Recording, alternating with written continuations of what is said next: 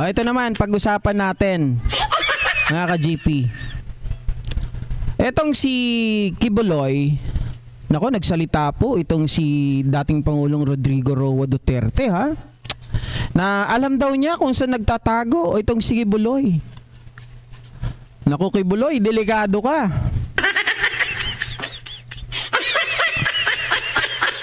Naisip mo ba ang naisip ko, B2? Mukhang delikado ka dito, Kibuloy. Sa totoo lang. Alam mo, pagdating sa usaping kalayaan, ha?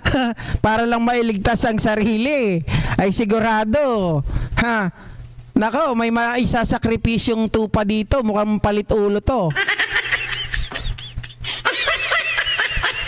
Mga kababayan, para anuhin muna natin. Siyempre, iparinig muna natin kung ano yung sinabi ni Digong.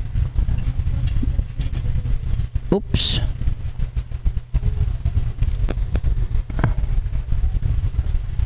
Tingnan muna natin kung ano yung sinabi ni Digong dito.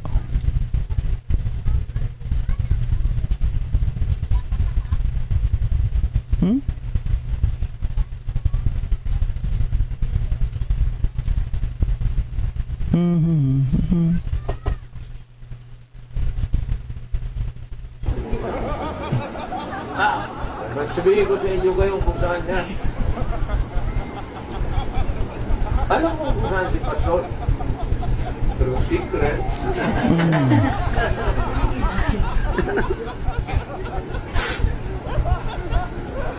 Okay, 'di ba yung sabi niya, alam ko kung nasaan si Pastor, pero secret.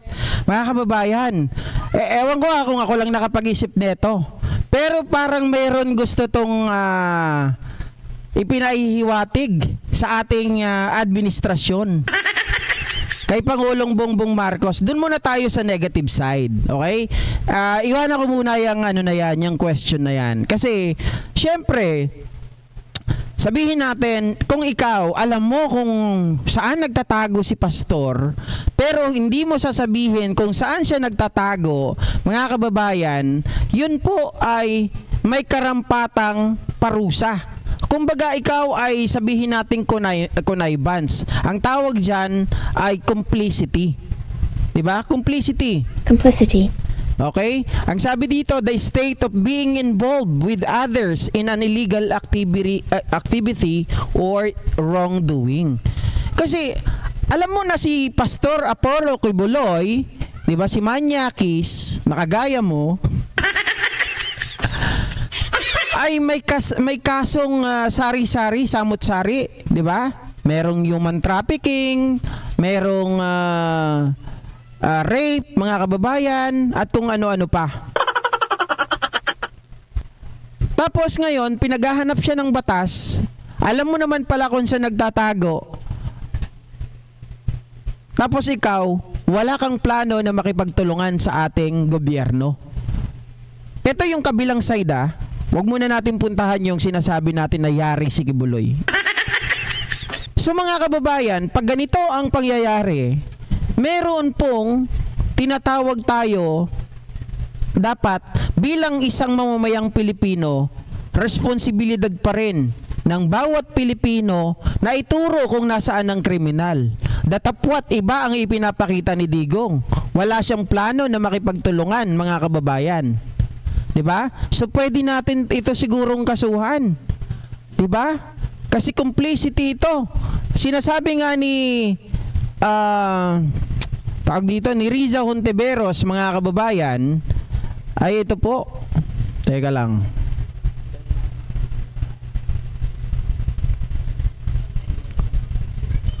Oops.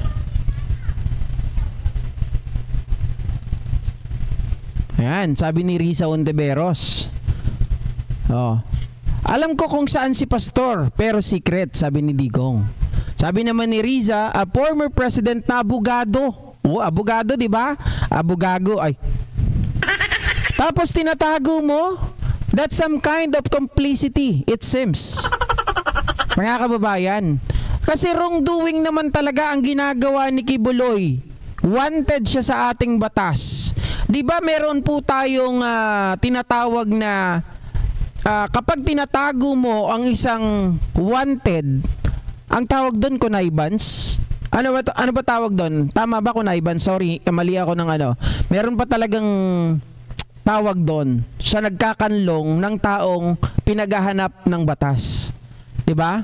So may kaso na 'yon, mga kababayan. What more, etong si Duterte ay binabanggit niya talaga na alam niya po kung saan nagtatago, pero hindi niya po sinasabi kung saan nagtatago. Okay? So meron po accomplice. Pwedeng accomplice. Pero meron pang ano doon, meron pang ibang terminology na talagang magagamit natin. Pero iwanan na natin 'yan, mga kababayan. Kasi masyadong ano 'yan eh. Masyadong technical. Hindi arok ng utak. Doon tayo sa masaya tayo. 'Di ba? Huwag masyadong ano, pag gusto nyong technical masyado, doon kayo kila JDB. Pag gusto nyong medyo masaya lang, dito tayo.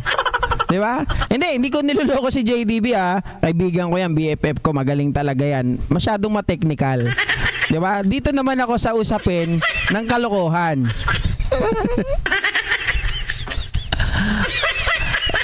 Mga kababayan, bakit ko nasabi na lagot itong nasaan na ba to? Nawala, nagtago. Hoy, nasaan ka na? Sabi ko, lagot itong si Pastor, mga kababayan. Kasi yung mga binabanggit nitong si Digong, alam ko kung saan nagtatago si Pastor. Pero secret. Sabi nung iba, naloko daw nila ang taong bayan.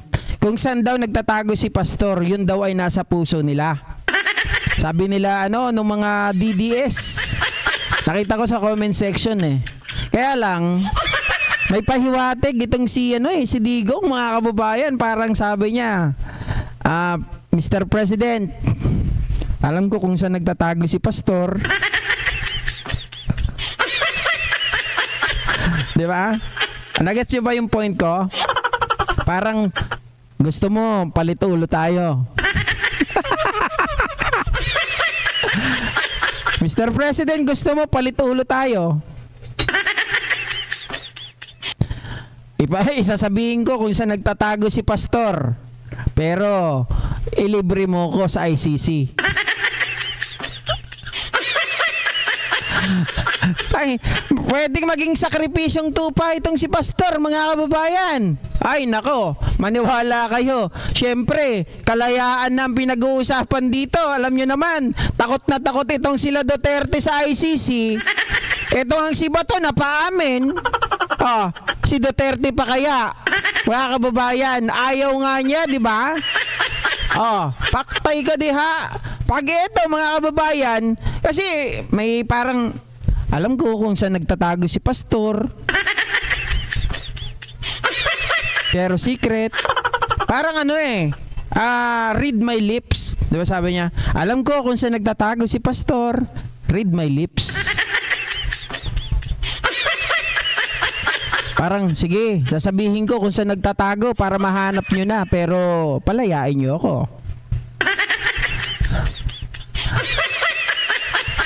Pwede pong mangyari yon, mga kababayan. Alam nyo naman si Digong, uso ang palit ulo. Diba? Uso sa kanya yan. Ginagawa nga niya yan doon sa mga anong panahon ng war on drugs eh.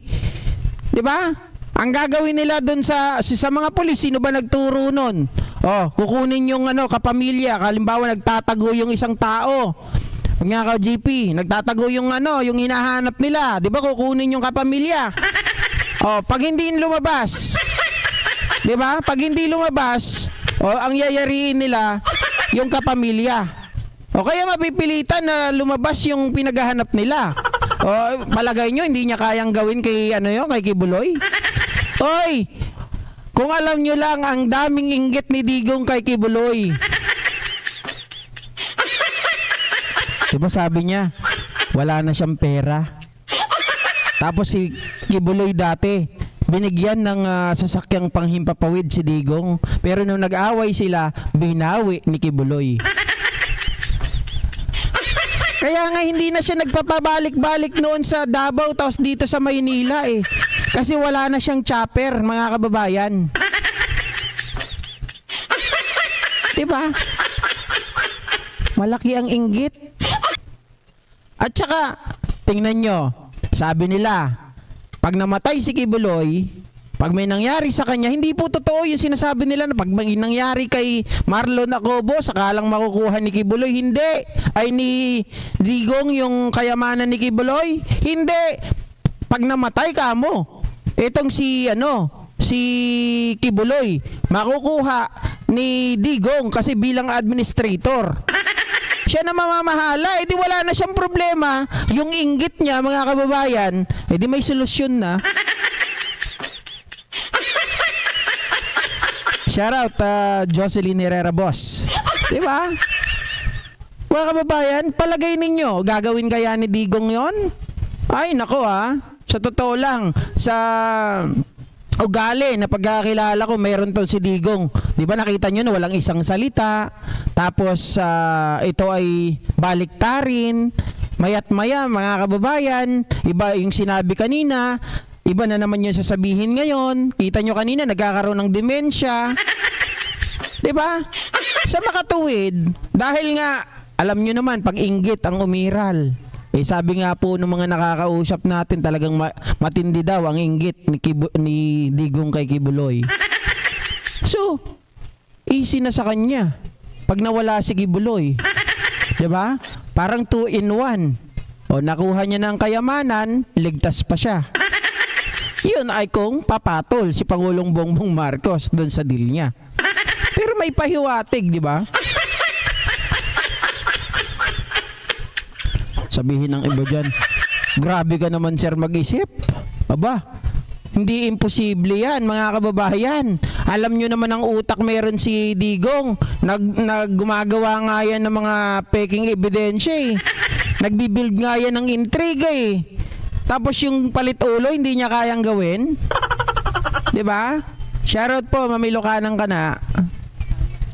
Sa palagay ko mga kababayan, hindi po imposible na pwede niyang isakripisyo yan yung kaibigan niya si Kibuloy para talagang mapadali na akin na lahat ang kayamanan. Di ba? Oo. Palagay nyo kaya pag ganun ang ginawa ni pag ganun ang ginawa ni Digong, kayang 'di ba? Glorified body na daw itong si Kibuloy. Kaya niya kayang gawin na napigilan? Di ba? Kaya niya kayang pigilan mga kababayan?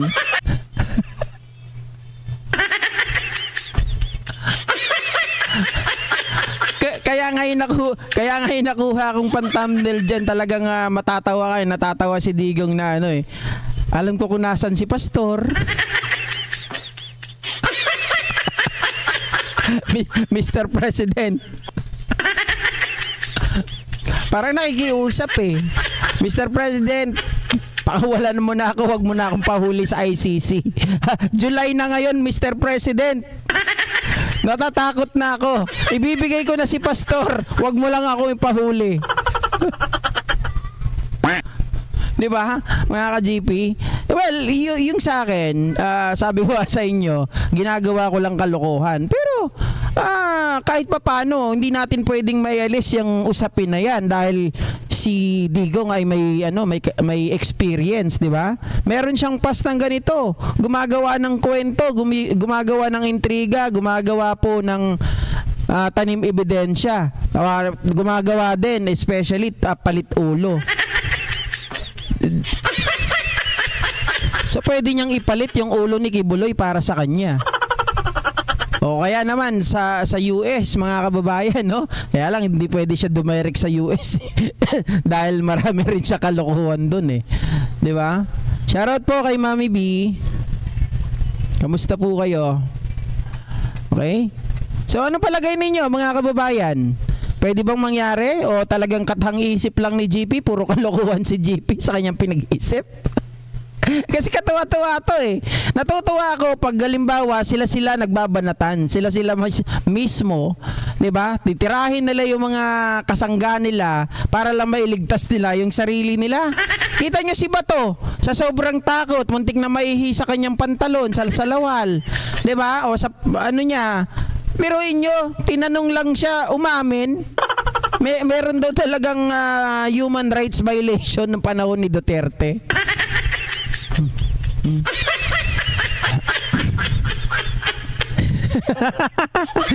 Jocelyn Herrera, ginagawa mong kalokohan, boss. Karunungan, loko-loko ka talaga. Loko-loko ka kasi. Sabi ko nga sa inyo eh, alam nga naman gagayahin ko pa yung iba. Di ba masyadong seryoso? I-twist natin ng konti. Kahit pa paano naman, hindi naman naaalis doon sa konteksto. Dahil meron ngang istorya, si Digong ng ganyan. Ibebenta ka, mga kababayan. Di ba isipin nyo ha, yung kwento po ng tawag dito. Ito best example ng pinagkanulo niya. Yung ampatuan, di ba? Alam nyo yung kwento ng ampatuan, mga kababayan. Di ba usap-usapan na ang nagpatira dyan si Digong din? Dahil nga, kunwari sila magkakampi, di ba? Kahit na magkakahiwalay sila ng lugar, ngayon dahil kalaban sa negosyo, mga kababayan, at natatapakan sila, kailangan nilang birahin. Lalo na kaya to kalayaan ang pinag-uusapan dito, ha? 'Di ba? Okay.